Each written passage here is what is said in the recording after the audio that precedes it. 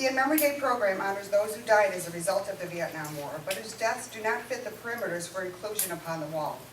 There are thousands of service members, civilians, who died as a result of their involvement in the war, but not as a direct result of their combat wounds, as is dedicated for inscription on the wall. The memorial plaque is a 24 by 36-inch simple granite stone, placed within the northeast corner of the Three Servicemen's Statue Plaza, overlooking the Vietnam Memorial Wall.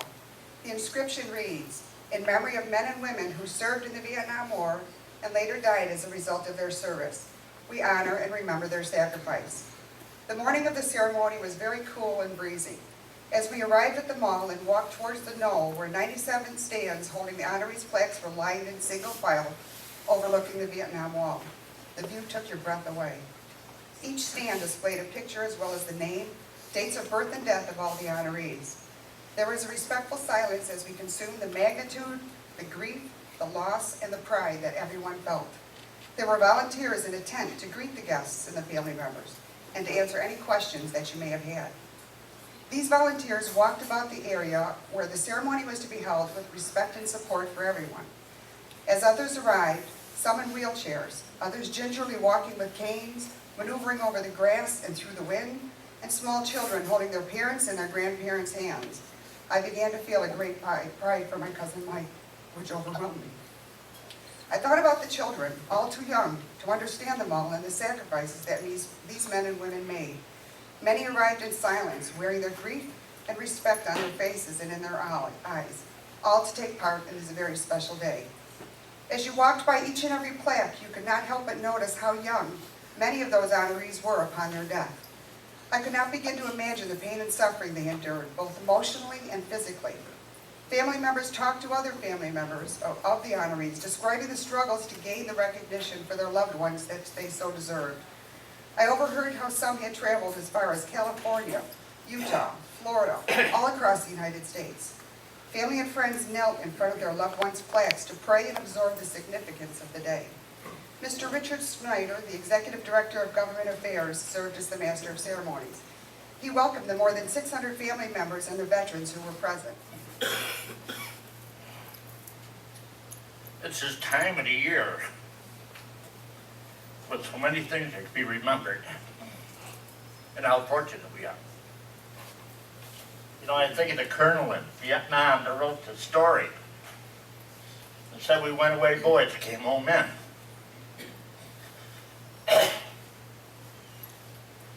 Then he wrote the other story and talked about, I don't know if God goes to church, but I know God goes to war.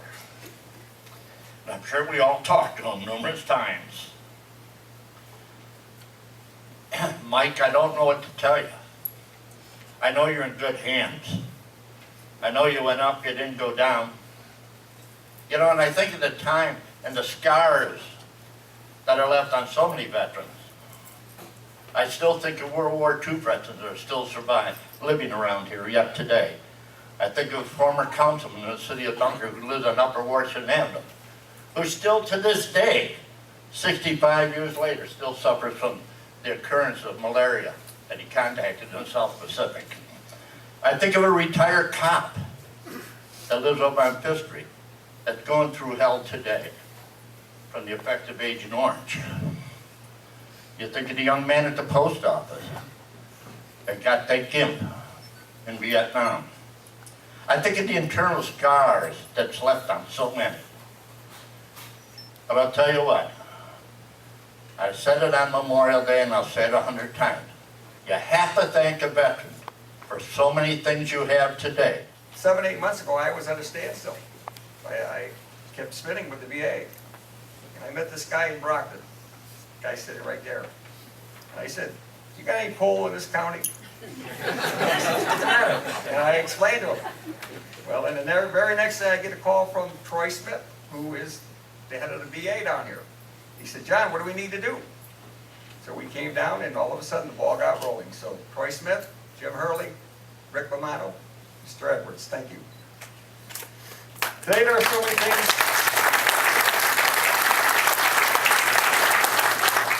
Today there were so many things that I wanted people to know about Mike. To know about Mike's life. To know the Mike I knew. Recently, after Mike's approval in the memorial program, people came up to me and say, I knew Mike, Greg. He was such a nice guy. I would stop and think about it for a while, and I'd say, well, which Mike did you know? Or in order to know Mike, you had to know two Mike Gregoreski. I've been told because of me, because of John Pedersen, Mike had finally been recognized. Recognized for what he did. Because Mike is now honored in Washington with his military brothers and sisters. I myself haven't looked at it that way. Mike was my friend. Mike was my roommate. Mike was just a good person. Mike was a hero. He was a good husband, a good father, brother. Mike, you could say, had given life all one person could possibly give. The trouble I had with all this was that there were people that still didn't know it.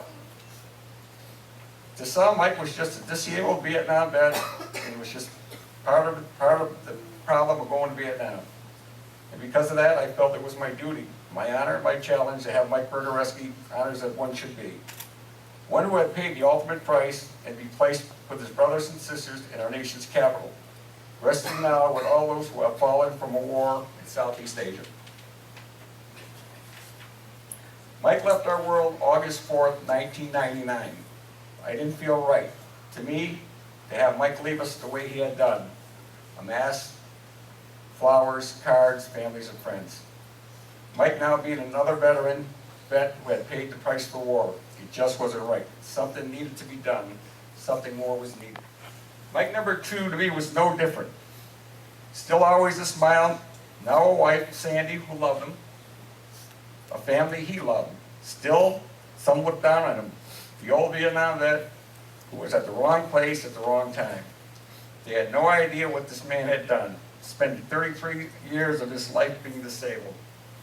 Being disabled not from a birth defect, not from a car accident, not from a disease. This man was disabled for just doing his duty. I had the honor and privilege to be with Mike. I had the honor and privilege to be Mike's hospital roommate on 6 different occasions at the Buffalo VA's 5th floor. The 5th floor at that time was called the Hands, Back, and Feet Ward. The floor was completely full of young Vietnam vets waiting for surgeries, many resulting in amputees. During the daytimes, teams of doctors would go from patient to patient. It seemed that surgery was the word of the day, along with a variety of medications and unlimited x-rays. But at 5 p.m., the floor changed. The nurses took over, and all us vets could get together and talk about the things we had seen and actually done while on patrols or on combat operations. A lot of Army, Marine Corps, Air Force, and Navy jokes. It was a private place where Vietnam vets could talk about things they found hard to discuss with their wives, family members, and friends. If you weren't on a special medications, you would get a can of beer or two after 8 p.m.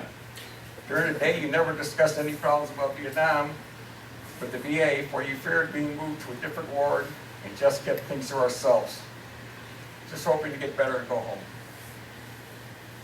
At night, in our room, Mike would always start talking about the life we had growing up in the 1st ward, the beer parties at the Cliffs, the Falcon Club, school. The talk, after 10 minutes, always went back to Vietnam.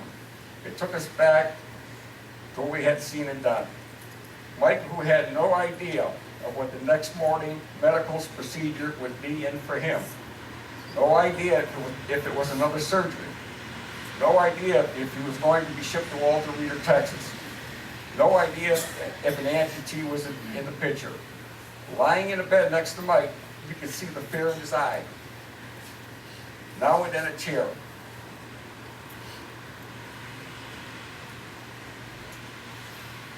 In the next morning, it would get worse. As people were coming down the ward, you could see the fear in Mike's eyes, knowing that one of those footsteps will bring the doctor wanting to take his legs.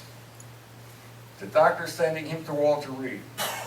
This was a part of Mike that few people knew.